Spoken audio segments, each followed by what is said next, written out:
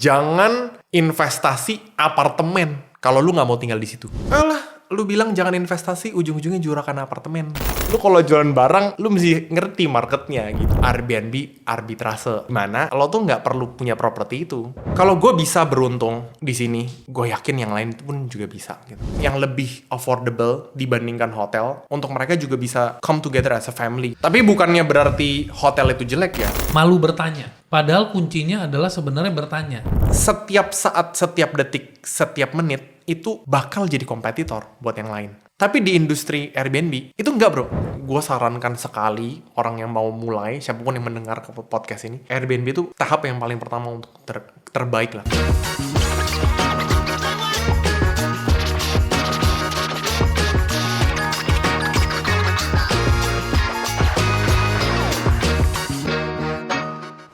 Fendi Satria, 32 tahun, Yes. founder and manager Aram Stay. Kebetulan. Hanya bekerja 1 tahun sudah menghasilkan 22 unit properti. Alhamdulillah. Airbnb business. Kok bisa bro? Berproses lah bro. Berprosesnya Gak berapa langsung tahun? lah. 32 Kayak lu tuh langsung masih bilang muda. 1 tahun, enggak lah Ya berproses. kan within 1 year you said. You focus within 1 year. Within 1 year. Fokusnya ya. Tapi initially mulainya tuh 2021. Oke. Ya. Oke. Now Aramse. Yes. Aramse, welcome to Big Thinkers. Thank you.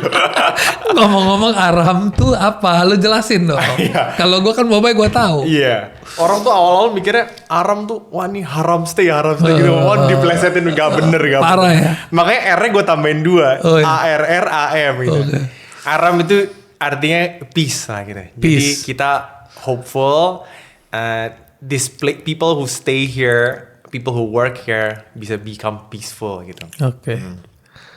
Lu sekarang menikmati passive income Yes. atau aktif? Itu hitungannya aktif atau pasif? Sekarang sih operation wise ya mungkin 10% kali ya yang what I'm doing gitu sekarang. Oh ya, jadi awalnya lu aktif membangun, Iya. sekarang 90% pasif, Iya. aktifnya cuma 10%. Iya. Dan itu terjadi dalam jangka waktu berapa lama? Dari Ya, awal. 1 year lah. Nah Within benar 1 year. dong gue yang berarti 1 tahun. Gimana sih lu? Tapi ya bener. Iya. Ya for the past 3 years ya kadang-kadang gue kalau tiba-tiba nggak bisa orang bersihin, turun tangan juga ikutan Berarti bersihin. 3 tahun itu proses belajar, research, jatuh bangun, Betul. ngerti. Oh kalau bangun properti, apartemen, terus di-convert menjadi Airbnb gimana. Betul. Handling customer gimana, Yes, manajemennya gimana. Itu pokoknya lu proses 3 tahun. Dan setelah itu lu bisa scale up hanya dalam waktu 1 tahun. Yes. Ceritain dong, lu umur masih 32. Ya, gue feeling sih lu mulainya mungkin dari umur 22 atau 24 mulai masuk ke Pertama dunia. dunia usaha kayak industri lah ya. Ya. Jadi awal-awal itu gue lulusan digital design. Jadi first and foremost itu ya. I've always been interested in design. Kenapa kata-kata design ya specifically? Karena it's not exactly art. Desain itu art yang di-combination with problem solving. Desain itu sesuatu yang bisa menyelesaikan masalah. Oke. I've always been interested in that. Jadi Okay. it's not just something yang kreatif tapi bisa menyelesaikan sebuah isu gitu. Oke. Dan sebenarnya itu juga epitome of all products and services kan. Kita harus membuatkan sesuatu yang bisa menyelesaikan masalah gitu. Oke. Kenapa ya kita manusia ke drive untuk menyelesaikan masalah? Pertama itu pernah nggak kepikiran nggak usah berurusan sama masalah gitu? Gak bisa lah. Gak bisa ya? Gak bisa lah. Orang kita lahirnya nangis ya. Oh, itu gitu ya? masalah. Oh, lahirnya nangis tuh masalah. Oke. Panas nih bermasalah gitu. Tiba-tiba panas. Awalnya dingin kan di perut. Jadi masalah itu memang bagian dari hidup. Yes. Jadi kita pasti kita nggak bisa menghindari ya. Yes, betul. Tapi kita bisa pilih masalah yang kita mau handle. Pasti dong, Oh, pastinya. berarti masalah itu pilihan. Cuman kadang-kadang orang tuh yang nggak masalah dijadiin masalah gitu. Oh, iya. Itu yang repot kan. Oh iya, jadi ada orang misalnya ditanya, masalah lu apa? Masalah gue nggak ada masalah gitu ya. Jadi gue aneh, gue nggak kayak orang biasa gitu ya. Jadi banyak masalah. Anyway, back to Iya. ini ya. Abis lulus, I actually worked at my dad's company. So my dad itu is a motivational speaker. Jadi I was doing illustrations for his magazine for like about 2 years, and then I feel like mau ngerjain on my own ya. Jadi I made creative production house lah gitu. yang you're as one of the clients. Iya, gue salah satu klien. Iya, betul. Jadi ketemu lagi setelah beberapa tahun kemudian. And then afterwards, kantornya itu tuh posisinya ada sama persis sama my mom's office gitu. Jadi kayak beda lantai lah gitu. And then one day, I stumble upon my mom. Dia lagi, dan pas banget itu lagi nangis gitu. Dia cerita kalau company-nya tuh sebenarnya lagi in trouble. Company ini start since 1985, jadi udah lumayan legendary ya. Mungkin kalau yang nonton di sini tahu namanya tuh Harvest brandnya. Jadi Harvest tuh pencetus kartu ucapan ya dulu back in those days. It was a huge, everyone pasti beli punya. Terus terkenal mahalnya, tebelnya, wanginya gitu. Tapi back then it was collapsing gitu, kayak utangnya gila-gilaan. I think mainly is because ya zamannya gitu, kayak teknologi sekarang udah luar biasa dan bingung lah karena nyokap gue kan juga umurnya nggak tergolong orang yang fasih dengan teknologi kan gitu. Jadi akhirnya dengan banyak pertimbangan ya udah deh kayaknya udah waktunya gue coba terjun di industri itu gitu. Itu lasted about 5-6 years gitu. Tapi dalam prosesnya gue nggak merasa di industri yang tepat gitu. Karena itu adalah sebuah gajah. Ya kan, it was a big brand. Iya. Udah kebangun, udah rooted. Mau lu rubah kayak gimana itu lu cuma bisa rubah atas ya. Sebenarnya bukan itu alasannya bro. Bukan. Jadi gue diberikan kebebasan untuk ngobok-ngobok. Terserah. Iya, ngobok-ngobok. Pokoknya up to you lah ya. Yes. Oh, bagus dong. Benar, bagus banget. Dan banyak yang actually keluar juga karena yang lumayan disruptif lah. Ya, yang senior pasti udah nggak bisa nyambung nih. Lumayan disruptif. Sebenarnya my main reason is I don't give gifts. Gue nggak ngasih kado ke orang gitu. Oke. Menurut gue susah banget buat lo mengerti. Benar. Jadi gue nggak ngerti. Ya? Iya gitu. Karena love language lo bukan gift. Benar. Oke. Ini gue pernah ngomongin bisnis relate sama love language sih bro. Bener. Jadi gue pernah bro meeting nih ya, satu meja gini. Kan rata-rata cewek semua ya. Gue duduk, oke, coba kita pilih desain ya. Jadi ada 10 desain segitu kan. Terus gue bilang, oke, kali ini boleh deh. Udah 1 tahun, udah berapa tahun nih gue gak pernah pilih desain. Oke, gue milih desainnya. Ini. Gila, gini banget. Selama sejarah, itu desain terpilih paling jelek desainnya. Omsetnya paling jelek. Orang desain ya? Iya, omsetnya paling jelek gitu. Karena lu gak ngerti market. Iya, nah itu pelajaran pertama gue ya. Lu kalau jualan barang, lu mesti ngerti marketnya gitu. Oke. Kalau lu cowok, lu jualan BH kan, lu kan gak punya payudara kan kasarnya gitu. Ya susah juga ngomong gitu. Bener. Because you don't feel it. Yes. You don't understand. I don't understand kenapa sih orang kasih kado, buat apa sih tukeran kado. Di emotional level lu gak dapet. Gak dapet. Cuman logical level. Bener, gak dapet. Angka dan betul, market, statistik aja. Yes. Mungkin for some people, mereka merasa itu, ya gak apa-apa lah, yang penting ada cuan gitu kan. Tapi dari sisi gue pribadi, agak susah ya kalau misalkan gue melakukan sesuatu yang gue nggak believe in gitu. So it was really tough sebenarnya from day one. Waktu itu juga niat lo adalah coba ngebantu untuk revive kan? Iya, gitu. I wouldn't say ngebantu ya, karena ngebantu kan kayaknya nggak tanpa pamrih gitu. Jadi gue kerja di perusahaan itu gitu. Oke. Ya and then abis itu, nah yang transisinya itu tahun 2021. Cerita. Tapi kan banyak nih, gue potong dulu. Tapi kan banyak anak itu dilahirkan di sebuah keluarga, bokap lo orangnya keren, nyokap lo juga punya spirit yang keren. Ya kan, mungkin audiens masih mikir siapa gitu. Dulu, di spirit gitu. Itu kan kadang-kadang ada anak yang kalau hidup seperti itu, gue pengen mencari sesuatu yang berbeda, gue nggak mau ngikutin, ada loh. Jadi kadang-kadang mereka tuh ngejalanin itu kadang-kadang agak terpaksa. Iya. Gitu. Apalagi tadi lu cerita nyokap lu lagi sedih pas lu denger itu. Jadi lu kayak kan drive untuk ya udah gitu. Iya. Kayak kebalikan ya. Kayak keluarga kalau Chinese tuh udah lu keluar dulu kerja di luar, setelah 2-3 tahun lu balik.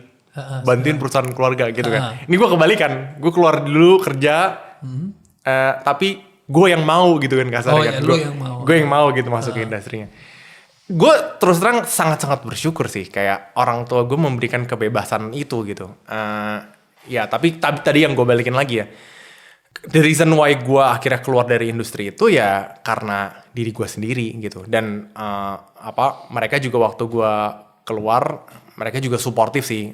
Gue pindah ke industri yang lain gitu. Tapi ya itu ya ngomongnya juga lama gitu, ngobrol prosesnya tuh juga lama karena Jadi suportif karena butuh waktu untuk bikin mereka mengerti.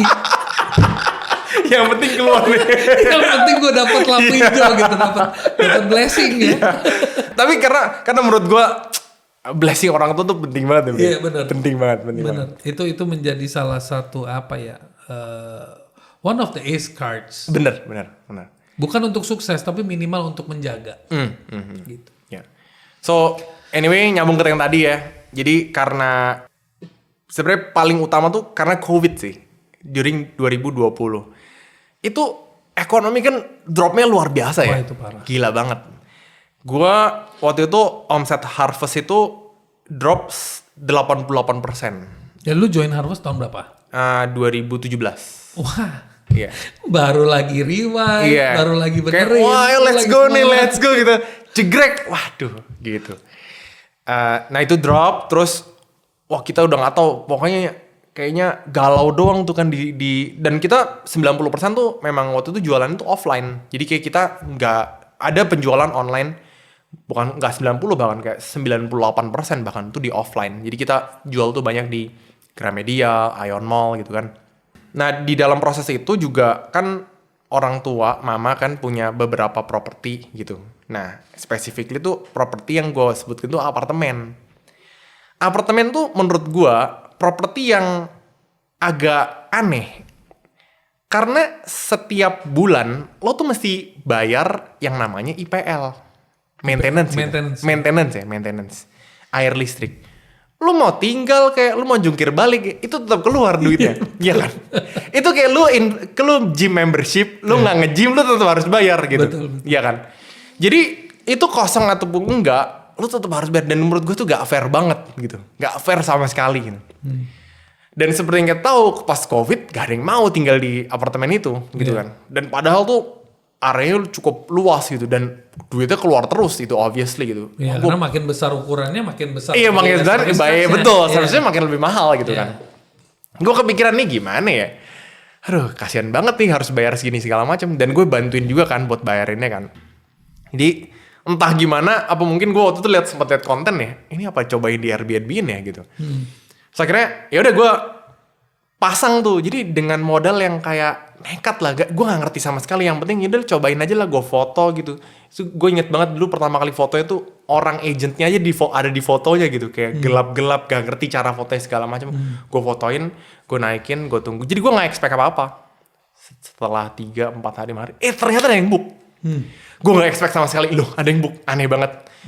Oh senang kan. Oke, awal-awal gimana ya, gue sendiri deh yang nyambut gitu kan. Gue nganterin tamunya ini silakan datang segala macam. 1-2 hari masih oke. 2 tamu 3 pertama, wah udah mulai itu. Wah mulai datang komplain kan. Wah ini sendoknya nggak bersih, piringnya nggak ini, terus kayak sheetnya ada yang kotor. Wah mulai mabok nih. Tapi ya lu belajar lah, berproses lu namanya belajar lah gitu. Tapi seiring jalannya waktu, gue merasa ternyata kalau ini difokusin, actually ini potensinya besar sih gitu. Karena gue merasa gue terbantu sekali dengan disewakannya bukan dalam bentuk tahunan gitu. Dalam harian. Dalam harian mingguan, bulanan gitu.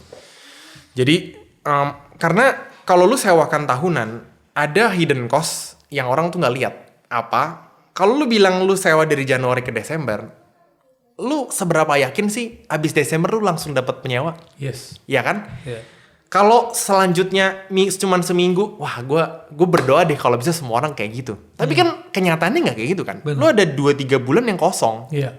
Dan itu pasti akan dibebankan ke pemilik. Iya. Service charge lu mesti bayar gitu. Betul. Itu orang nggak pernah hitung karena kayaknya kesannya nggak kelihatan. Lu kayak oh yaudahlah angka segini gue bayar karena ini unit gue anyway gitu. Menurut gue itu nggak fair sama sekali gitu. Oke, terus abis itu gue belajar di teknik namanya Airbnb arbitrase, dimana lo tuh nggak perlu punya properti itu, lo sewa propertinya. Jadi you don't actually need to have the property. You don't need to own the property. You don't need to own the property. It's like the Airbnb itself. Yes, It's a company that doesn't own anything. Iya, doesn't know anything. Jadi lu rent, lu isi furniture, terus lu rent lagi gitu. Jadi lo beli harga distributor, lu jual retail. Kasarnya gitu kan. Yeah. Ya. Ternyata works bro. Works very very well gitu. Yieldnya oke banget. Kayak bahkan 1 tahun itu lu bisa dapet 2 sampai 3 kali lipat gitu. Nah terus gue gulung. Lumayan nih. Buka lagi. Akhirnya sampai sekarang mungkin yang sendiri itu ada 8 ada kali. Kayak yang gue gituin ya. Masukin lagi. Jadi gue gak ambil. Ya gue gaji diri gue sendiri. Cuman gue masukin lagi.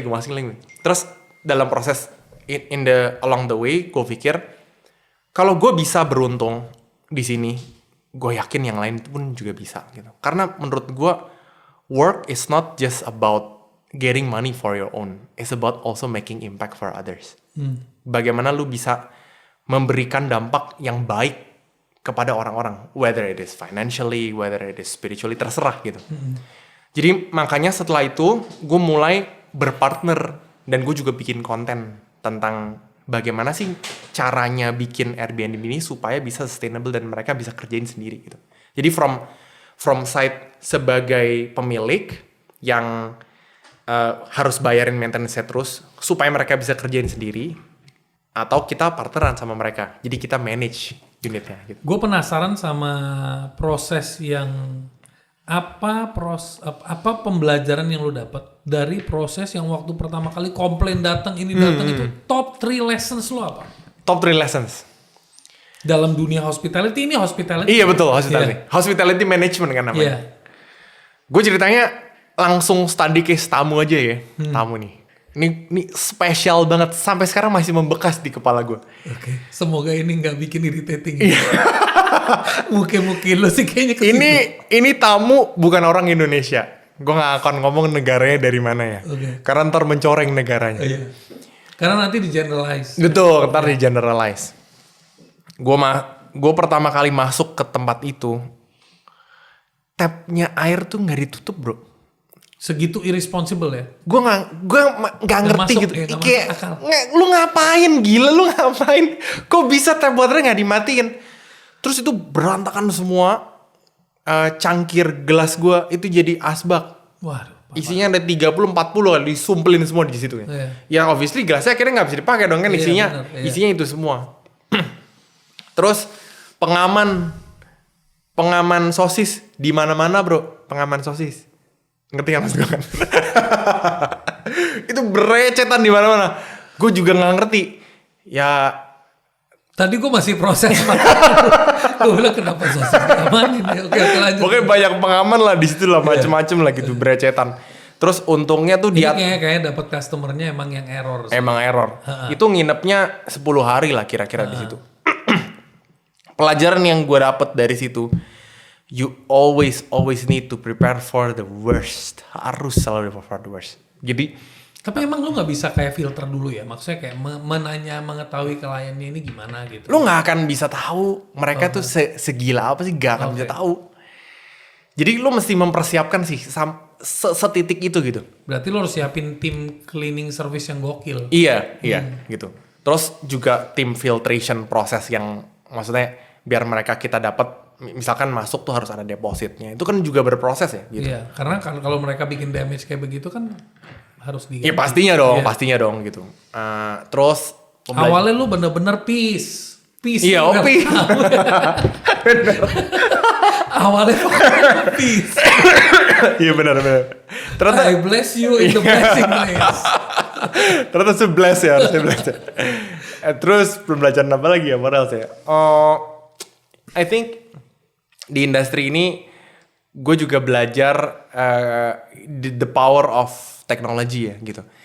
Tim gue sekarang ini 70% tuh nggak di Jakarta bro, nggak di Jakarta. Jadi my customer service team itu ada yang dari Banyuwangi yang operationnya, terus yang untuk channel masukin ke OTA itu dari Malang, my copywriter from Lumajang, terus editor copywriter dari Makassar. Jadi bener-bener di daerah semua gitu. And that's the power of technology ya. Itu kekuatan teknologi. Jadi you can hire people from betul.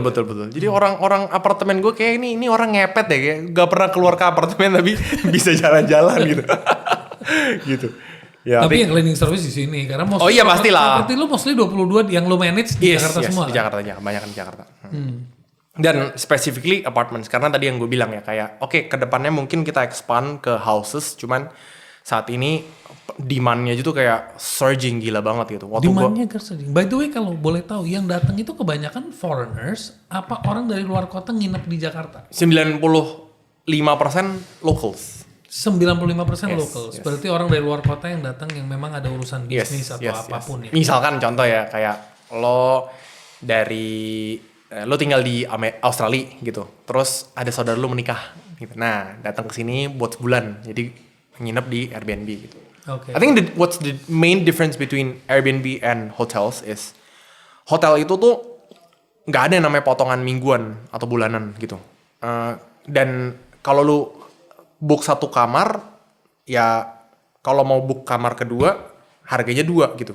Tapi kita kan ada buka unit yang bisa 2 kamar gitu loh, 1 unit gitu. Jadi we sort of like membuka opsi yang lebih affordable dibandingkan hotel untuk mereka juga bisa come together as a family gitu. Berarti lo ada tipe studio, tipe yang 2 kamar, bedroom, tipe yang 3 bedroom. Pokoknya tergantung size yang mereka butuh lah ya. Tergantung kebutuhannya. Iya. Tapi bukannya berarti hotel itu jelek ya? Enggak, hotel tuh ada kebutuhannya sendiri gitu. Benar. Kan obviously setiap orang punya treatment yang kalau ini lo harus bersih-bersih sendiri, di hotel lo full service lah kan. Terus kan ada yang semi apartemen kan ada yang semi service juga kan. Betul. Nah jadi cuman tadi kan lo ngomong case study yang paling parah nih. Ada nggak case study yang lo emes sama satu klien yang lo kayak I wish gue dapet klien kayak begini aja tiap hari? Oh pernah. Apa? Itu yang juga cerita. Ini gue ngomong negaranya langsung. Jepang. Okay. Pasti Jepang tuh wah top notch lah. Itu gue masuk sama keluar kayak nggak bergerak bro. Persis. Bentuknya tuh kayak dia check out. Kayak dia pas check in gitu. Gue kayak ini apa yang diberesin ya? Tapi yang bersyukur banget lah kalau tapi ya itu lo dapat dari 100 itu cuma 1 atau 2 lah gitu. Tapi ya senang banget lah kalau emang bisa semua dapat kayak gitu. Jadi kalau lu konsepnya adalah menyewa properti, terus lo renov atau lo isi, terus habis itu lo sewakan ulang. Bisnis modelnya cuma 1 model atau ada beberapa model sih? Ada beberapa. Di Airbnb? Yes. Tapi mungkin nggak semua orang melakukan kayak gue ya gitu. Kalau sebelumnya gue namanya belajar Airbnb, gue mau tahu pemainnya di sini gimana kan gitu. Jadi gue dulu sempet nekat nih, gue cari host yang udah punya unit tuh banyak gitu. Oh lu cari? Gue cari. Carinya dari mana? Ya dari Airbnb. Gue lihat profilnya dia gitu. Ya gue lihat ada satu orang nih unitnya sampai 19. Wih banyak banget. Dulu gue cuman 3 atau 4 gitu unitnya. Terus gue nekat bro. Gue chat dia as a guest. Gue cuman ngomong, gila bro lu keren banget. Lu unit segini banyak. Gue mau belajar dong dari lu. Dan dia oke bro. Jadi gue sempet sekali tuh gue ketemu sama dia. Ngobrol. Jadi gue belajar kayak gimana sih unit lu bisa sebanyak ini gini-gini. Ya tapi dia kebetulan juragan sih. Itu dia unit punya sendiri semua gitu.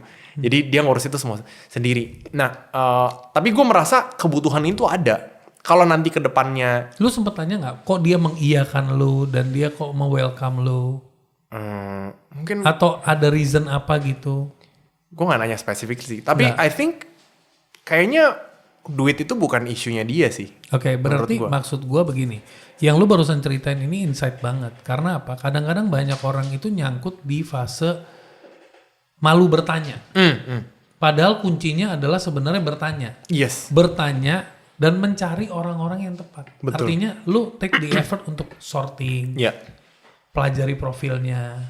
Jangan keburu-buru message, Kak, bantuin saya lagi butuh pekerjaan. Benar-benar baik banget. Saya mau belajar. Nah maksudnya kadang-kadang orang juga kan ngedengerin message seperti itu kan kayak ada caranya. Mungkin lu punya cara dalam berkomunikasi. In fact sebenarnya, sorry gue potong ya. Jadi bahkan sebenarnya ini diajarin dari dulu gue kecil sih. Dan gue bersyukur banget gue diajarin punya mental seperti ini. Kalau gue kerjain service, ada pekerjaan yang mepet, lo cuman punya pengalaman mungkin 5-10% dari kapasitas itu. Always say yes. Itu pelajaran yang gue dapatkan. Dan pembelajaran itu ya lo jalankan along the way. Karena ya namanya belajar tuh ya lo akan harus belajar anyway.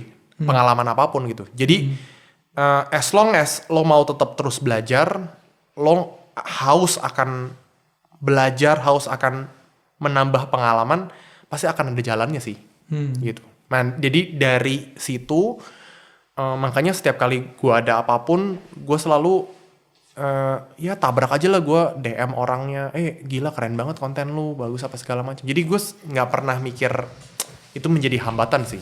I think it's important untuk semua punya mindset itu gitu, karena zaman dulu nggak ada yang punya akses kayak gitu. Bener. Kita bahkan sekarang bisa nge-DM Pak Prabowo, bahkan kayak ya urusan dibalas sama enggak ya itu urusan nanti gitu kan. Tapi kita punya akses. Betul. Kita punya teknologi yang bisa mengirimkan pesan ke dia. Iya, bahkan bukan cuma orang Indonesia, dimanapun siapapun yang punya account, lu bisa akses gitu. Benar. Asalkan dia balas, but still you have the access. Tapi gimana cara lu ngebangun entrepreneurial mindset lu, bro? Pengalaman lu nilai-nilai apa yang lu udah tanamkan ke diri lu yang memiliki entrepreneurial mindset? Menurut gue, entrepreneur mindset itu harus didasari sama a strong why sih. Menurut gue, I think it's very important to have a strong why. Alasannya kenapa sih lo mau berada di industri ini? Kenapanya harus kuat? Iya, selain sama ya untuk obviously cuannya gitu. Kalau misalkan nggak ada cuannya, lu ngapain kerjain gitu kan? Jadi, dan gue selama gue hidup, gue selalu menerapkan yang namanya bukan work-life balance, tapi work-life harmony. Oke. Karena there's no such thing in balance in terms of work and life. Karena work is part of your life. It's about how you make it as a part of it, dan apa value-value yang lu bisa terapkan di kerjaan lu juga gitu. Jadi karena kayak believe it or not, gue pengusaha itu basisnya sebenarnya gue tuh pengen bantu banyak orang, dasarnya itu gitu. Jadi gue gimana caranya tercepat gue bisa bantu banyak orang, salah satu itu dengan bikin bisnis gitu. Itu my main driver gitu. Jadi kadang-kadang orang mikir, aduh cuan lu sedikit kan segala macam, tapi seiring jalannya proses, gue bisa bantu banyak orang juga gitu. Jadi semua tuh kembali lagi ya, kayak alasan lu bekerja tuh atau alasan lu berusaha tuh apa sih sebenarnya? Apa yang membuat lu bertahan ya? Betul. Itu yang penting kan, karena banyak pengusaha itu jatuh dan daya tahannya kurang kuat karena kenapanya kurang kuat. Yes, alasan utamanya itu apa? Oke. Gitu. Jadi kenapa sekarang gue di proses ini, alasannya tuh banyak. Gue coba breakdown satu-satu ya. Kalau lu jualan produk di Shopee, misalkan lu jualan jaket, ya kan? Orang cari nih kata kunci, jaket gitu kan. Itu kan keluar ratusan bahkan ribuan kan produk kan. And every single one is going to be your competitors. Betul. Karena there's no limit to how much jackets you can produce. Betul. You can produce 10, 100 ribu, 10 ribu, bahkan 1 juta pun lu bisa satu bulan. There's no limit. Jadi setiap saat, setiap detik, setiap menit itu bakal jadi kompetitor buat yang lain. Tapi di industri Airbnb itu enggak, bro. Lu punya unit 1, lu udah kebook selama sebulan, you're not my competitor anymore. Ngerti ya? Jadi kalau lu udah kebook sebulan, ya lu nggak akan naik di Airbnb. Karena lu udah hilang, lu udah keisi gitu. Jadi gue selalu lihat ini tuh collaboration nih. Kalau gue udah penuh, gue coba tawarin ke tempat lain gitu. Kesempatannya dibagi lah ya. Betul, kesempatan dibagi gitu. Lu bahkan ngomong di unit apartemen yang sama, bentuknya, lantainya sama, fasilitas yang lu provide pun juga bakal berbeda gitu. Jadi itu yang gue seneng ya, kayak ya kita tanding sehat aja gitu. Apalagi lo bukan di daerah situ, lo bukan kompetitor gue pastinya. Misalkan gue jualan di Senopati, lo jualan di Sunter, ya nggak mungkin lah, nggak mungkin jadi kompetitor gitu. Nah terus, itu perbedaan yang kelihatan banget ya. Iya. Terus kedua, industri ini menurut gue itu mengajarkan lo nggak boleh terlalu nafsu, Bo. Karena batas cuan lo itu 30 hari. Lo gak bisa jual 60 hari. Gak bisa. Karena 1 bulan cuma 30 hari gitu. Itu yang gue seneng sih. Jadi dia gak ada konsep yang 3 bulan, 6 bulan gak ada ya? Ada. Tapi kan kalau 3 bulan, ya udah bro, 3 bulan keisi gitu kan. Iya, nggak mungkin lo namanya durasi 3 bulan lu jualnya 6 bulan kan nggak mungkin. Betul. Iya gitu. Itu maksud gue konsepnya kalau dibandingkan sama produk gitu ya. Jadi fix pokoknya. Fix gitu. Nah for some people itu mungkin menghambat ya. Tapi bagi gue itu mengajarkan gue ya nggak usah terlalu nafsu lah, namanya kalau udah keisi. Nggak usah greedy lah. Iya betul, nggak usah greedy gitu. Itu yang gue senang. Terus ketiga, platform ini mengajarkan gue untuk sama tadi ya nggak greedy ya. Lo nggak perlu jualan kayak gila. Platformnya yang menjual buat lo. Dia benar-benar ngebantu berarti. Betul, benar-benar ngebantu. Dan lo nggak perlu banting-bantingan harga. Iya. Karena udah kayak ada standar rate-nya. Pastilah. Ya kayak studio berapa, 1 bedroom berapa, 2 bedroom berapa. Harganya beda-beda. Oke. Kalau secara Airbnb sendiri ngambil fee-nya berapa kan? Kalau kayak e-commerce platform sekarang udah mulai tinggi tuh. 10-15% gitu ya. Iya. Jadi kalau Airbnb itu ada 2 perbedaannya. Yang satu itu lo sebagai host, kalau lo entry level ya, lo dipotong 3% doang. Terus tapi orang yang ngebook itu dipotong 12%. Jadi di markup 12%. Gitu. Nah, itu entry level. Tapi kalau lu udah yang expert artian lu nggak cuman di post di Airbnb doang. Lu udah post di misalkan Traveloka, tiket dan lain-lain.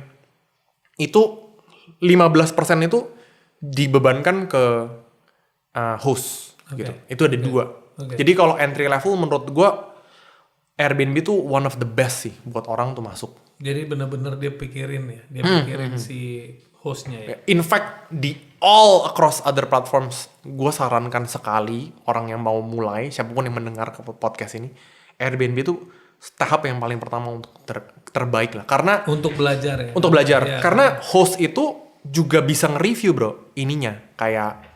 Tapi lo baru masuk ke situ atau lo juga sempet masuk ke platform-platform yang breakfast yang lain? Kan masuk. Ada beberapa merek lain. Iya. Masuk ke yang lain. Cuman ya selama ini yang kita udah pelajarin semua itu hanya Airbnb yang mementingkan bukan cuman dari guest tapi juga dari host. Oke, dia memikirkan dua belah pihak. Betul, memikirkan dua belah pihak gitu. Oke. Bro, tapi dalam proses lo ngebangun bisnis, sebuah entrepreneurship itu juga dibutuhkan leadership. Kepemimpinan. Ya. Kepemimpinan ini kan gimana lo berkomunikasi dengan karyawan. Ya. Gimana lo nge-build tim, gimana lo nge-hire tim. Ya. Nah, coba lo bisa share sedikit pengalaman lo karena barusan lo bilang tim lo nih di mana-mana. Iya. Di mana-mana. Gue tuh bingungnya gini. Gue tuh bingung ada perspektif begini. Di satu sisi para pengusaha bilang sulit mencari SDM tim gitu. Oh ya kan? Iya. Kalau dari pihak SDM-nya, lu minta spek Superman bayarnya Superman. Iya benar. Itu kejadian di seluruh Indonesia ya, bahkan seluruh dunia kali ya kayak gitu ya. Iya, itu common dan itu memang dari dulu gitu. Iya.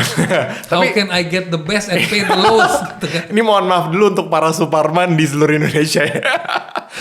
Tapi anyway, konteksnya bukan ke namanya tapi konteks. Iya, konteksnya ke itu generalnya. Iya.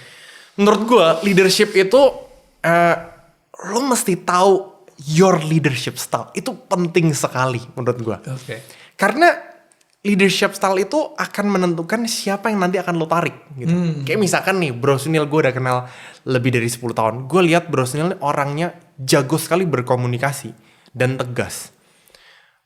Kalau emang ada orang punya kekuatan tertentu yang sangat kuat, pasti ada kelemahan yang sangat kuat.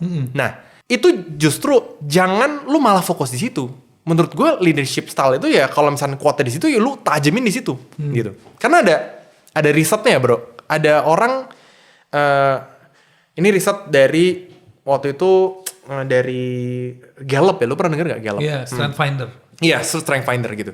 Jadi ada 30 orang yang jago membaca buku, fast reading, yang satu biasa aja gitu. Dia ajarin tekniknya, caranya fast reading gitu, yang baik dan benar. Yang awalnya cuma bisa 17 lembar, yang lambat ini jadi double, 34. Yang ini bisa sampai 5 kali lipat, bro. Yang cepat bacanya ini. Artinya apa? Orang itu tuh memang dilahirkan dengan kekuatan tertentu. Bakat-bakat tertentu. Jangan lo malah mencoba menutupi kelemahan lo. Jadi lo nggak efektif gitu. Ya, bukannya berarti lo malah, gue emang orang kayak gini. Nggak kayak gitu. Lo tetap harus memperhatikan apa kelemahan lo, tapi utamakan lu mempertajam kekuatan lu gitu. Iya, banyak orang sibuk menutupi kelemahannya, jadi dia fokusnya salah, menutupi. Betul. Nah, kalau lu lagi ngarahin, lu tajemin nih kehebatan lu. Iya. Jadi gue buka-bukaan aja. Gue tuh lemah sekali dalam eksekusi. Gue selalu ngomong itu first day ke tim gue. Eksekusi gue terrible, so bad. Kenapa gue hire lu? Karena gue butuh orang yang bisa eksekusi dengan baik dan benar gitu. Jadi bukannya itu sesuatu yang menurut gue di hal yang malu, enggak. Justru gue ngasih tahu supaya tim kita jadi solid gitu. Jadi tahu, oh ini yang perlu gue backup nih. Betul, iya gitu. Dan semua orang juga perlu hal yang sama. Begitu orang kita kasih tahu skill set gue itu adalah eksekusi yang hebat, strategi yang hebat, ini orang pasti sadis.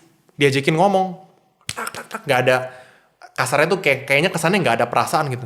Tapi itu memang caranya dia bekerja seperti itu. Mungkin bisnisnya bisa jauh lebih berkembang lebih pesat karena caranya dia leadershipnya seperti itu. Nah kalau leadership lu seperti apa?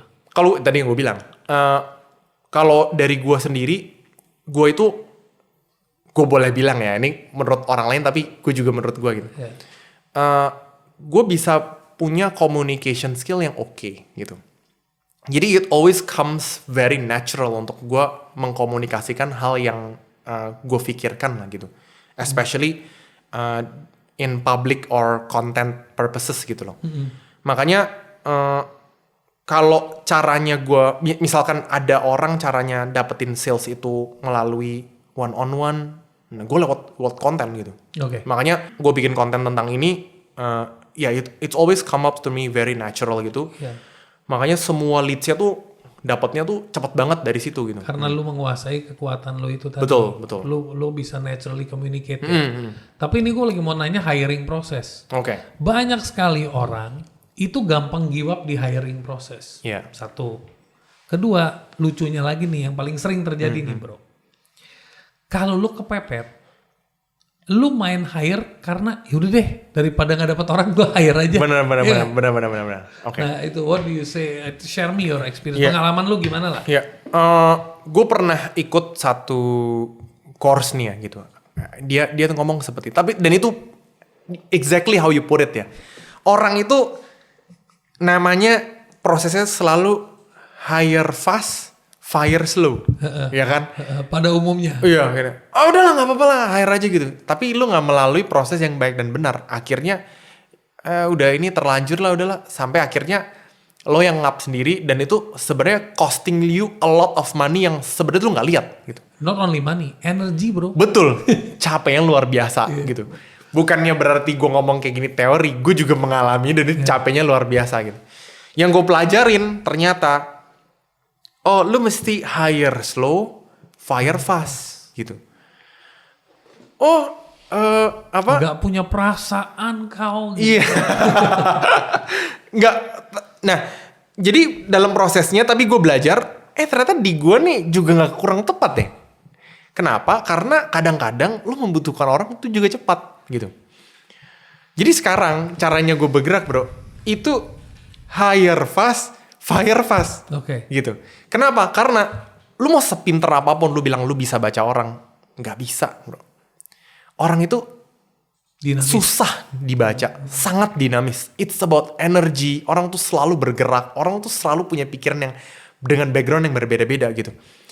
Jadi lo admit aja kalau lo tuh salah hiring, Kenapa sih lo nggak telan aja swallow lo punya ego gitu kalau lo ngerasa ya udah ini keputusan yang salah. Ya, telan ego Suck lo it, lah, fire, that's it gitu. Dan menurut gue yang akan costing you a lot as well adalah sebenarnya kalau lu nge-keep seseorang yang membuat culture, vision, mission company lu tuh luka, lu sebenarnya menahan kapasitas dia untuk berkembang di tempat lain. Itu yang mentor gue ajarkan gitu. Iya.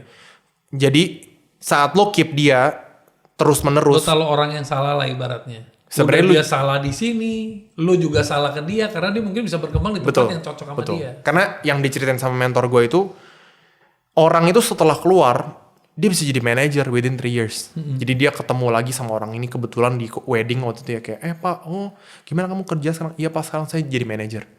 Itu terjadi karena dia tidak bisa berkembang di perusahaan yang ini. Gitu. Jadi it doesn't mean dia sebenarnya itu jelek, enggak. Maybe he's not in the right seat. Yes. Gitu. Dan Itu kadang-kadang hiring memang konsepnya bukan hanya nggak mau telan ego, tapi ada juga konsep yang orang jadi nggak tegaan. Iya. Dan kadang bisnis itu membuat kita harus belajar tega sih. Yes. Dengan pengertian tadi, Iya. lebih baik lo cabut, lo cari tempat lain, siapa tahu lo dapet tempat yang lebih bikin lo tumbuh. Yes. Karena di sini sama-sama nggak happy. Iya, iya. Gitu. Nah itu juga salah satu poinnya bro tadi. Gua orangnya emang generally nggak tega juga. Iya. Itu menurut gue kelemahan gue. Heeh. Makanya gue cari orang yang lebih tega. Untuk ngurusin. Betul. Jadi itu dynamicnya gitu loh. Makanya kita kenapa namanya company justru nggak boleh punya cara pikir yang sama. Dia harus sangat dynamic. Lu harus punya warriornya, lu harus punya wizardnya, lu harus punya orang yang kerja di belakang layar. Semua itu harus ada untuk melengkapi lah. Ibaratnya kalau negara ini cuman ada pengusaha doang, siapa yang bakal kerja gitu kan Iya, kasarnya. betul Gitu. sekali. Sama kayak Six Thinking Hats lah ya. Ada different Benar. thinking hat kan, iya. Nah, ada nggak pengalaman lucu lo hire orang, tapi lo pernah nggak bikin hiring lo tuh spek Superman, gaji Superman? Atau lo mulai sadar, kalau gue punya gaji cuman Superman, ya gue speknya Superman. Enggak sih. Kalau gue cara pikirnya gini malah. Menurut gue semua orang itu punya kapasitas yang maksimal di tempat tertentu. Oke. Hanya saja kadang-kadang gue admit, kadang-kadang gue naif. Gue melihat orang itu, gue expect dia bisa, tapi ternyata dia terjilat lah sama omongannya gue gitu. Oke. Jadi akhirnya dia nggak perform sesuai sama yang gue mauin gitu. Jadi what I do usually, kalau gue melihat ada orang yang berpotensi, gue coba kasih dia kerjaan yang berbeda, tapi bentuknya projectnya, bukan bentuknya tuh full gitu. Iya. Saat dia perform, gue akan naikin gajinya. Berarti dia berkapasitas melakukan itu. Oke. Kalau enggak, ya gue akan tukar dia di posisi yang lain. Dan itu, that sort of robust thinking ini, itu mungkin kalau dari corporate nggak akan memikirkan hal yang sama gitu ya. Tapi jangan, itu harus diterapkan. Ini tapi cara pikir gue ya. Gue menerapkan di company gue itu tuh adalah Kaizen ya, continuous improvement. Jadi kalau lu masuk di tempat gua, lu jangan berpikir lo akan cuman berada di satu tempat doang gitu. Lo bisa pindah-pindah. Betul. Iya. Not for a bad reasons. Kalau orang mikir itu bad, silahkan. Every culture is different, ya kan? Jadi kalau lu ada di sini, gua akan coba terus explore lu sampai lu berada di tempat yang paling perfect. Oke. Di tempat Itu adalah culture lo. Iya. Kalau lu bisa mendefine culture lu dengan kalimat apa? Kalimat atau kata-kata? What is your company culture? Pertanyaan gue begitu deh. Iya, yang pasti yang gue bilang tadi ya, continuous improvement. Continuous Iya. improvement. Jadi jangan pernah berhenti untuk belajar dan untuk tahu tentang di luar sama kapasitas lu. Gitu. Karena originally semua itu nggak punya pengalaman sama tentang hospitality. Oke. Terus ini gue agak mau nge-push lu untuk ngebuka. Gimana caranya lu hiring ini orang-orang dari kota-kota? What did you use? Apa caranya? Apa? Gue honest aja bro. Karena mungkin teman-teman butuh mengerti sedikit tentang ini. Gue bahkan kalau gue boleh be honest, ini cuman word of mouth. Oke. Yang dari daerah terus kayak, lu udah kenalan gak? Cuman gitu doang. Ilmu nanya. ilmu nanya. Tapi bukannya berarti sukses semua, enggak gitu. Ada yang masuk terus gue kayak, wah ini kosong nih gue tapi males apa lay off nih. Lu suruh dia nggak usah masuk lagi deh besok gitu. Jadi ada juga yang proses kayak gitu. Jadi kalau dia udah oke, ternyata dia oke tapi nggak cocok di posisi ini, gue akan switch ke tempat yang lain gitu. Dia itu udah terjadi, sering banget terjadi. Lo switch dulu sampai berapa kali kalau memang performance segitu-gitu. Ya, sorry. Berarti Dan lu itu bukan. lo kasih jangka waktu berapa lama bro? 2 bulan, 3 bulan seperti Oh probation? enggak usah terlalu lama sih. Kayaknya 2 bulan tuh maksimal lah. Maksimal Berarti banget. hire and fire fast lo rangingnya 60 hari udah. Lo udah bisa lihat lah. Iya. Tapi kalau emang udah parah banget, ya lah 2 minggu juga nggak usah ngomong. Ada yang pernah 1 minggu doang. Jadi masuk, terus gue kayak, kayaknya lu nggak cocok deh, gitu. Karena kayak misalnya contohnya ya, customer service. Customer service apa sih yang dipentingin menurut lu, bro? Customer Menurut service. gue pertama kesabaran, kedua politeness, Oke. dan ketiga Tapi di hospitality-nya, hospitality. komunikatif. Berarti lo masih respon fast kan? Oh iya, itu udah kalau customer service itu nggak usah ditanya. Kalau respon fast itu SOP. Oh, SOP. Oke. Gue masuknya, kalau hiring, kalau gue pribadi, kalau hiring itu gue liat attitude. Oke. Karena kalau technical skills itu bisa didorong, Asah ya? didorong di dalam koridor SOP. Lo kalau nggak respon dalam waktu 5 menit atau 10 menit, lo Ngerti. X nih, kalau nggak centang hijau. Iya. Gitu. Nah itu kejadian mungkin beda ya tadi konteksnya, berarti dari sisi SOP gitu. Dia ini memang kebetulan si ibu ini tuh udah punya anak. Dan memang sebenarnya yang gue happy tuh gue bisa memberikan kesempatan untuk para ibu-ibu yang di rumah bisa dapat pendapatan. Work from home. Iya, work from home gitu. Tapi ternyata Take kayaknya it for granted juga. bukan. Nggak sengaja bener. Iya. Mungkin dia kesibukannya melampaui sama kebutuhan kita. Iya. Jadi gue langsung ngomong upfront. Susah harmonizing. Sorry Susah to say. harmonizing pekerjaan dan pekerjaan rumah. Kayak kita dan ngomong pekerjaan. objektif aja.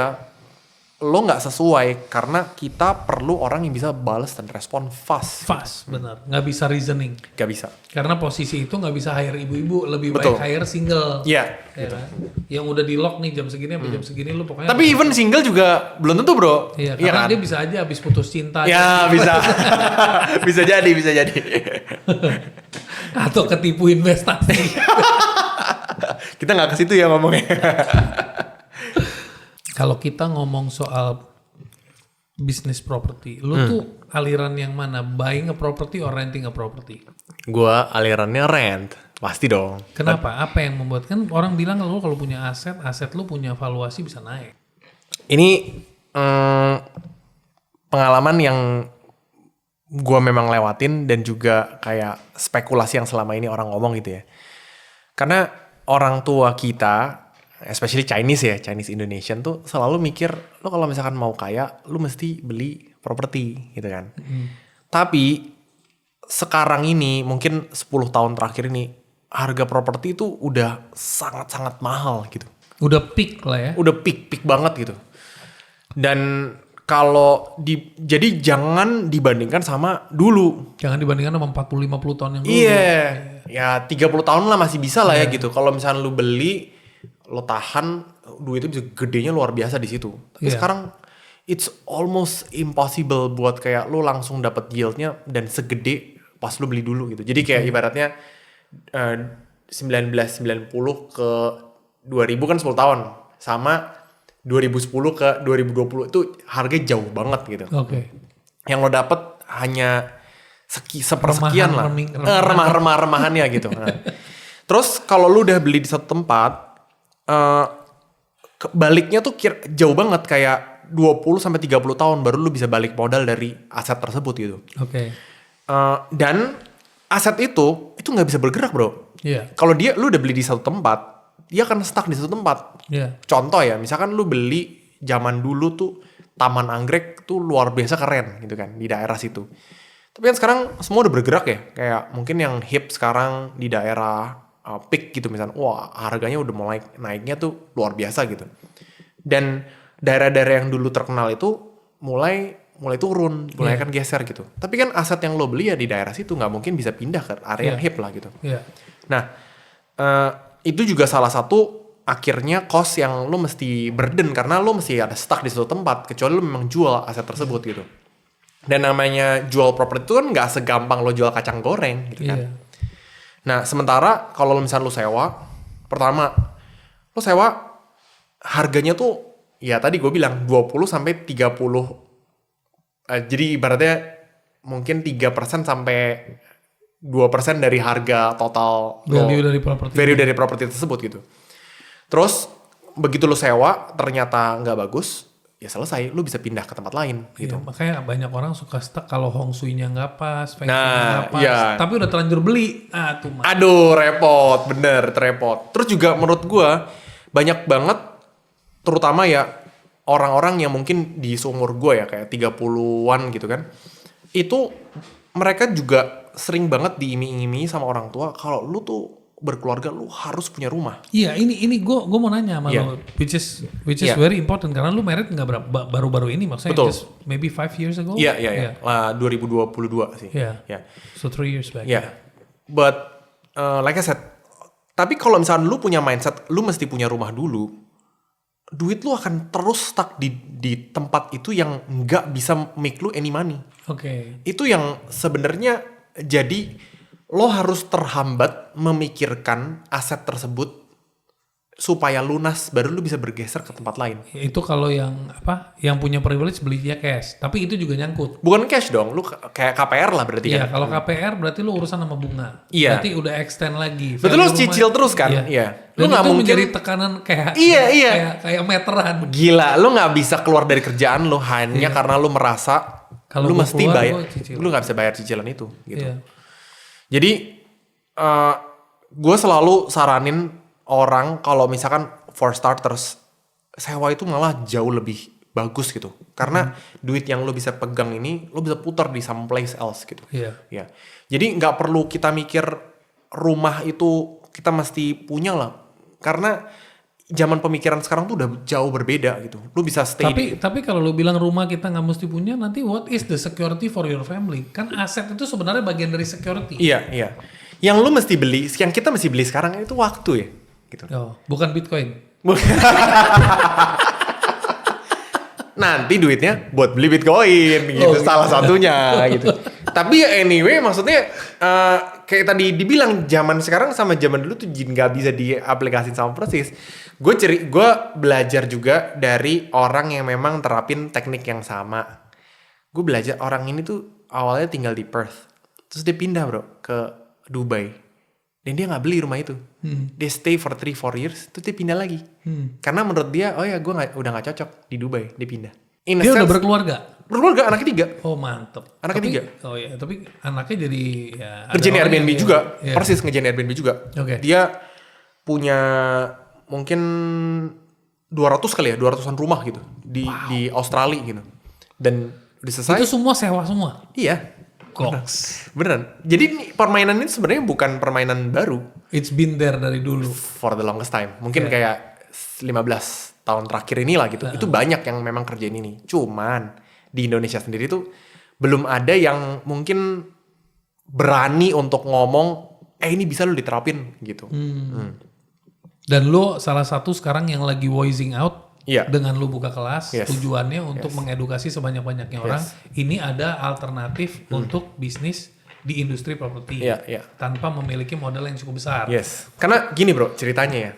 Kira-kira 1-2 tahun lalu, sebenarnya gue udah ada pemikiran untuk bikin konten tentang ini. Tapi gue selalu mikir, aduh, takut nih sebenarnya boleh nggak sih, regulasinya gimana sih sebenarnya gitu. Ada satu cerita konten kreator, dia tuh, gue nggak akan ngomong konten kreator siapa ya, kayak harusnya orang-orang tahu gitu. Dia nih nge-bash satu properti di tempat dia tinggal, dan dia beli loh properti tersebut ya. Dia nih komenin kayak, oh nih apanya nggak bagus lah segala macem. Terus si developer ini, dia akhirnya menjarain bro orang yang beli properti sama dia karena kena undang-undang ITE. Iya. Jadi dia mencemarkan nama nama. baik, ya. Padahal itu kan sebenarnya customer experience ya. Kayak oh gue memang tinggal di situ dan dia ada problem ini gitu. Jadi dia sebenarnya kan jujur ya terhadap itu. Jadi gue sempet ada sisi takut juga kayak kalau gue bikin konten sebenarnya bakal ngelawan gak sih sama yang lain gitu. Tapi gue habis pikir-pikir, udahlah, niat gue juga baik kok kalau gue bikin konten tentang ini. Akhirnya pertama kali waktu itu gue bikin posting konten, gue ngomong, jangan investasi apartemen kalau lu nggak mau tinggal di situ. Jangan. Hampir nyampe 1 juta bro. Dan ternyata curhatan tuh banyak sekali kayak, iya bener gue beli apartemen gini-gini, nggak pernah penyewa itu susah banget, sekarang mau dijual susah. Exactly, jadi serba salah. Beli buat investasi, tapi investasi apa? Investasi sewa atau investasi return on the value of the property? Oh, maksudnya tuh investasi, orang berpikir kalau beli apartemen tuh investasi. Iya, makanya itu pertanyaan Bukan bro, gak bisa. Karena apartemen itu tadi yang gue bilang, lo kalau misalnya itu kosong, lo tetap harus bayar terus. Betul, itu adalah cost. Iya, malah jadi cost. Bukan investasi kan? Itu belum sama cicilan nih kalau lu KPA tempat itu, lu cicilan apartemen tersebut gitu. Iya. Ya. Mateng langsung lo ya. Iya gila banget kan. Kalau misalkan itu nggak keisi gitu. Dan gue termasuk salah satu korban karena setelah gue melihat ini, bagus juga ya kalau gue beli kayaknya lebih gede. Iya. Ternyata kosong. Gue tawarin ke agent. Susah. Gila. Susah banget. 2 tahun, gue cuman kesewa 2 bulan. Dan agent itu, walaupun mereka bantuin kita, yang mereka peduli sebenarnya perutnya mereka sendiri. Kasarnya gue ngomong ya. Wajar, karena itu bagian dari usaha mereka. Betul, benar. Kalau dia nggak tersewa, gue nggak rugi apa-apa. Iya. Ya. Jadi lu harus muter otak sendiri, kasarnya. Iya. Jadi nggak bisa 100% rely on agent. Bener, 100%. Makanya gue akhirnya mulai sewain tempat tersebut. Dan ya 1 tahun, gue kosongnya 1-2 bulan. Jadi kebaliknya, dan maksud gue tuh, betapa luar biasanya impact yang gue dapatkan dari menggunakan platform ini, dan gue pingin kalau bisa orang lain juga mendapatkan hasil yang sama. Tapi market, kayak lu bilang lu sekarang ngambil market Airbnb, berarti lu main di bisnis yang sewa harian atau mingguan gitu. Seberapa promisingnya sih sekarang udah begitu banyak platform yang similar, menawarkan hal yang sama. Bahkan kayak gue pun lagi misalnya mau traveling keluar kota atau ke luar negeri, gue juga menggunakan beberapa platform, nggak hanya satu brand itu. Tapi gue coba beberapa platform untuk mencari tempat yang nyaman, right? Berarti it's udah common ya, udah sesuatu yang dipakai sama travelers. Yes. Dengan niat mau mengeducate orang, ini ada loh celah, ini ada loh kesempatan berbisnis seperti ini, potensinya bagus. Gitu. Lo mengedukasi. Marketnya sebesar apa?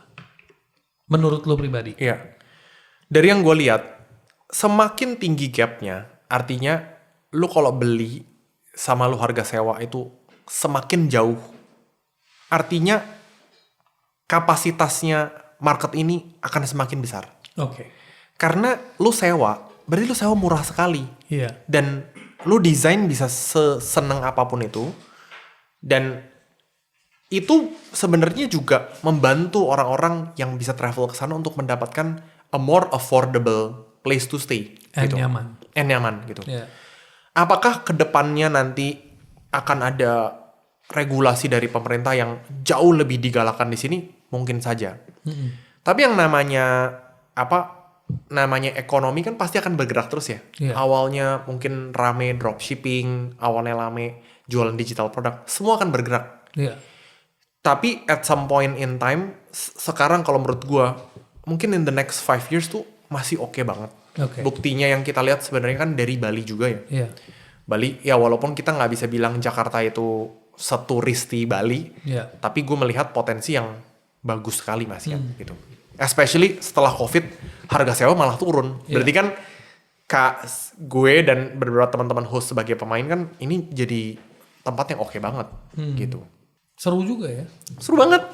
Dan kalau ngelihat selain Jakarta itu berarti market-market yang kayak tempat yang high tourism itu juga bagus. Bahkan Jakarta di Indonesia itu. Tapi bro, SDM-nya bro. Apanya nih untuk ngurusinnya? Iya, nyarinya itu loh. Bisa bro, banyak platform-platform yang memberikan standarisasi tertentu. Contohnya Pinhome misalkan. Shout out to Pinhome nih. Iya. Mereka itu kan ada. Undang juga tuh nanti ownernya. Nah itu Dara kan? Keren banget bro. Dara kan? Iya, keren banget. Gue belum pernah ketemu tapi ya kalau bisa one day ketemu sih keren banget menurut gue. Itu karena memberikan orang kesempatan yang luar biasa. Terus mereka ada standarisasinya. Dan karena kita bookingnya lewat aplikasi ya kita jauh lebih tenang ya kalau mereka kita book gitu untuk datengin ke buat cleaning. Buat cleaning gitu. Standarisasinya top. Iya, oke banget. Dara, you have to come loh. Gitu. Itu salah satu solusi lah gitu. Kalau misalnya lu belum mau hire, aplikasi tuh gila oke banget. Terus mereka juga ada ratingnya sendiri kan, Iya. oke atau enggak gitu. Keren. Gitu keren. sih. Sebagai Jadi, solution. jadi itu maksudnya buat yang ini ya. Tapi gue lagi tanya tadi soal managing. Jadi maksud lo begini, gue tadi nanya kan lo kalau masuk ke industri ini, itu kan ada challenge-nya. Menurut lo challenge terbesar apa untuk orang yang mau entry level masuk ke ini? Bener people sih. Balik-balik Langsung. itu lagi. Bener sih lo. Tapi ya bener people. I think menurut gua Platform itu sudah membangun proses yang bagus. Sekarang masalahnya mencari people yang bisa mengikuti proses. iya.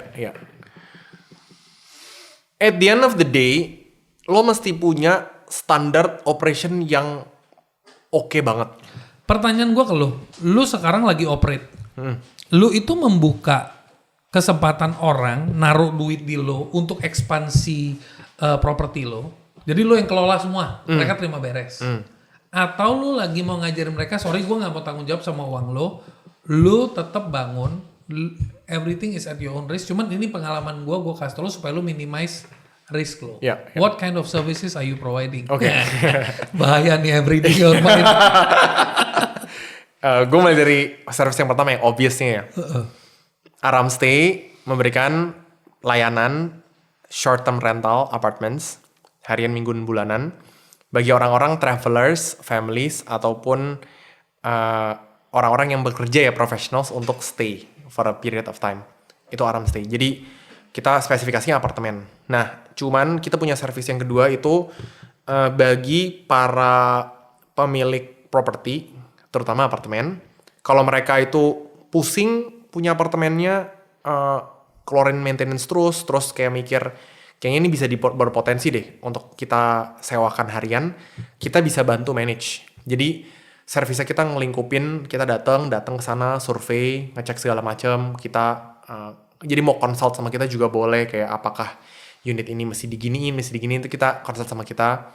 Terus semua kita setupin dan dia tinggal duduk dapat laporan aja gitu. Jadi gue punya partner, dia tinggal di Jerman, dia punya properti dan iya setiap bulan gue transfer ke dia, kayak dia duduk santai lah gitu. Jadi itu benar-benar end to end semua manajemen sistemnya kita kerjain gitu. Berarti dia serahin propertinya lu manage deh. Betul. Jadi udah kasih aja kuncinya, terus biasa kontraknya tuh setahun gitu. Kita ngurusin itu semua dari end to end.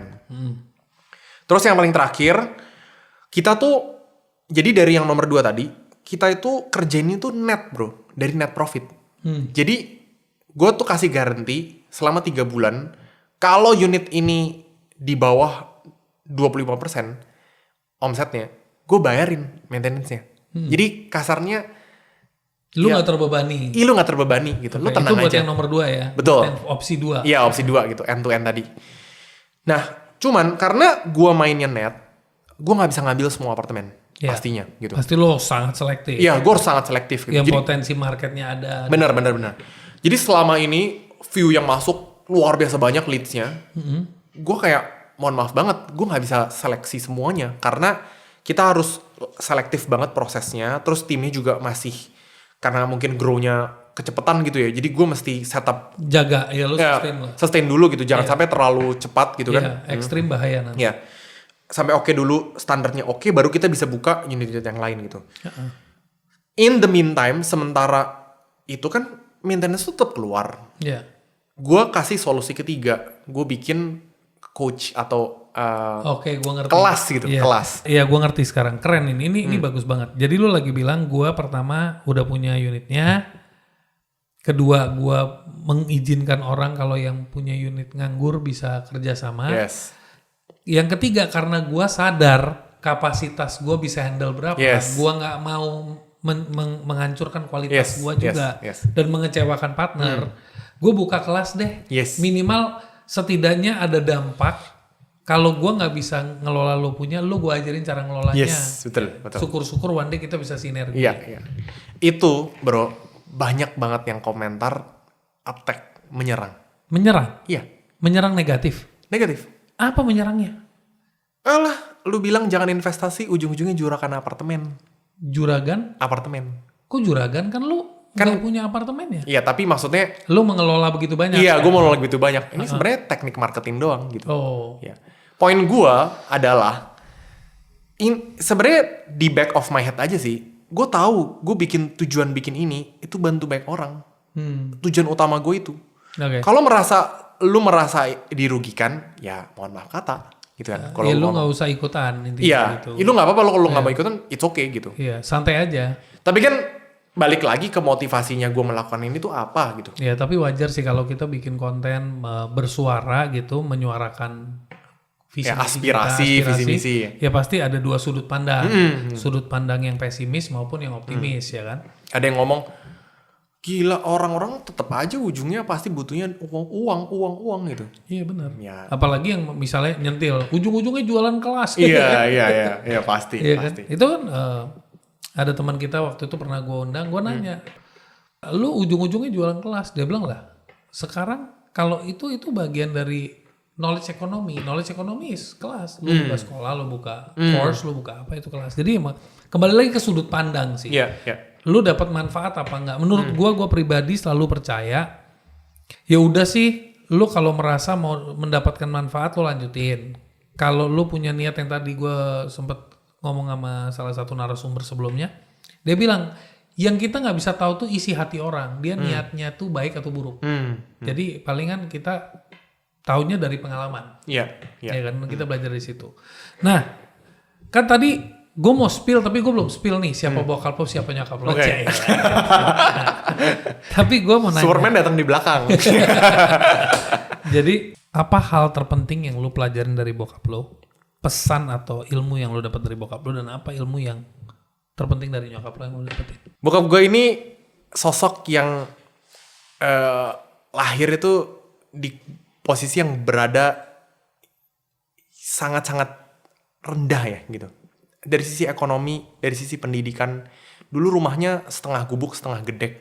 Yeah. SD aja nggak lulus gitu. Yeah. Dan dia bukan di kota besar gitu. Yeah. Jadi, dan dulu dia sempat diramal sama peramal gitu. Wah lu Sio ini lahir pagi, lu pasti gagal gitu. Udah begitu, Baca dia. lagi, ya kan labeling lagi, der gitu. Jadi kayak, wah memang. Tapi yang gue seneng, bokap gue nggak pernah dengerin tentang itu. Dan itu gue rasa mesti menjadi dasar ya dalam kehidupan. Bahwa semua itu memungkinkan kok. Karena sukses itu hak setiap orang. Kalau lu kalau lu mau memperjuangkannya. Iya, Dan itu pelajaran yang selalu gue terapkan sih dalam hidup sih. Jadi apapun yang lo kerjakan, kalau misalkan dia belum berhasil, jalanin terus aja. Berarti memang mungkin belum itu waktunya, gak apa-apa gitu. Yang penting lo keep going. Jangan sampai berhenti. Terus jalan terus. Kalau kata Lao Confucius kan, kalau misalnya lu nggak bergerak, lu seperti hidup di atas sekoci di atas river. Lu diem aja, lu akan mundur. And then you don't know where the river You don't know where takes the you. river. Tapi ada orang bilang flow with the river and then you will see your life being Waduh. serba susah. Serba ya? susah. Tapi yang penting keep moving. Iya, betul. Itu aja pesannya. Koa ogah ribet ya. Terus kalau dari nyokap gue, my mom is very loving ya. Dia orang yang penyabar. Yang pastinya bokap gue tuh kan karena memang dilahirkan di kondisi yang sangat-sangat keras Tough, ya. ya. Jadi dia tuh bener-bener keras. Tough to himself, tough to everyone. Everyone literally gila. Gue gak usah sugarcoat, keras banget, luar biasa keras gitu. Dan gue pun juga dididiknya juga sangat keras. Jadi dari nyokap gue, menurut gue sangat-sangat penting lo untuk menemukan pasangan hidup yang tepat. Karena ibaratnya orang-orang sukses di luar sana ya, miliarder, Forbes top-topnya itu rata-rata punya pasangan yang bisa membangun gitu. Yeah. Together ya. Betul, bukan. Bukan berarti pasangan hidup yang tepat artinya nggak pernah ribut, tapi Iya. memang compatible ya. Bisa membuat lu berkembang. Iya. Bisa melihat Mendukung, celah-celah. saling mendukung. Ya, bisa melihat celah-celah yang lu nggak kelihatan sama sekali. Dan itu sering banget terjadi di me and my wife gitu. Sering banget gue mau melakukan sesuatu tuh udah tabrak aja.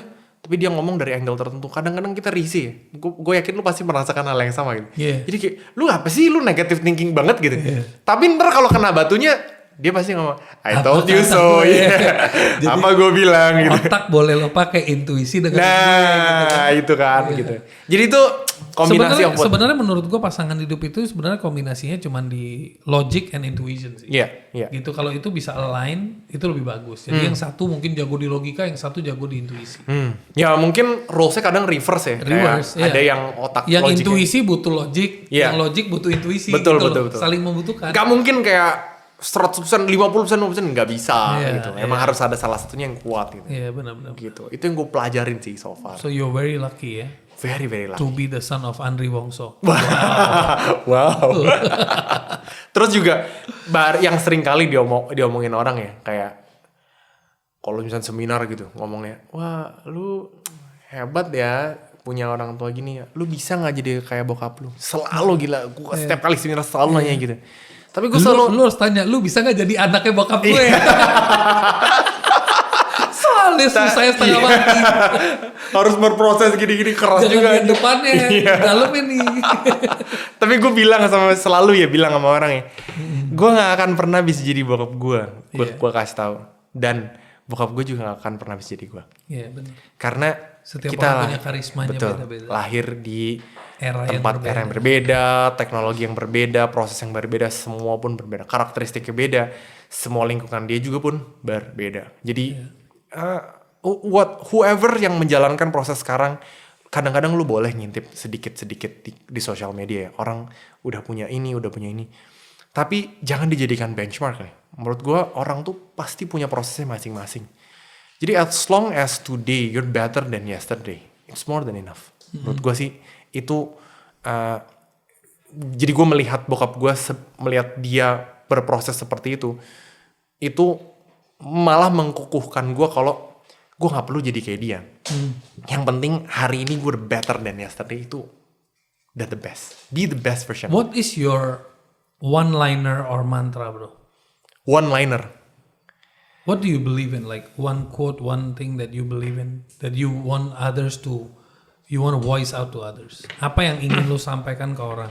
Especially untuk anak-anak yang umurnya mungkin 20 to 30, they are just 20 to 30 ya? Iya, kan gak mungkin lu ngomong ke yang umur 50. Benar. Di perkataan lu siapa? Iya, lu siapa ya anjir? Tutup langsung. Gak usah dengerin. Menurut gue tidak ada yang namanya proses yang instan. Menurut gue itu harus diterapkan nih. Karena tadi barusan lu ngomong, gue nggak ngomong untuk yang 30 tahun ke atas.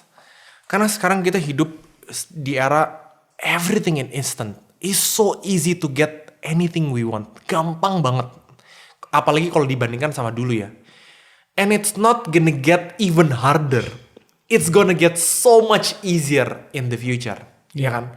Kayak AI, bro, AI itu so easy gitu. Breakthrough. Yeah. Ini gue ceritain kayak sekarang gue DM gue itu ada AI-nya. Gue bisa mendapatkan leads tuh otomatis. Jadi kayak namanya siapa? Teks. Kalau dulu kan mesti kasih form, mereka isi kan. Yeah. Kalau setengah jalan ketutup nggak bisa. Ini bisa disimpan. Iya, langsung dia continue lagi. Namanya siapa, berapa bedroom, semua kesimpan. Habis, ya udah nanti kita kontak ya. Itu langsung kasih notifikasi ke kita, masuk ke semua Excel sheet lengkap. Gue nggak bisa bayangin kalau dulu itu harus dilakukan secara manusia. Dan apalagi kalau kontennya itu viral ya, itu teksnya bisa masuk kayak literally every 2 minutes. Ting masuk. It's so easy. Tapi hidup itu nggak ada yang instan. Apapun yang instan, itu pasti jatuhnya pun juga akan instan. Iya. Jadi menurut gue apapun yang dikerjakan sekarang berproses pelan-pelan. Jangan merasa apapun yang kita lihat orang lain itu bisa instan, nggak apa-apa, pelan-pelan aja. Nggak usah terbawa sama apa kata Betul. orang. Yang penting foundationnya kuat. Iya. Nanti suksesnya pun juga pasti foundationnya bertahan. Ya. Foundation kuat, sukses bertahan. Ya. Foundation lemah, sukses nggak bertahan. Iya, betul. Keren kata-katanya. Gitu. Thank you. Thank you so much. Semoga journey-nya terus bertumbuh dari 20 menjadi 200 unit. Amin. Thank you semuanya, semoga mendapatkan manfaat.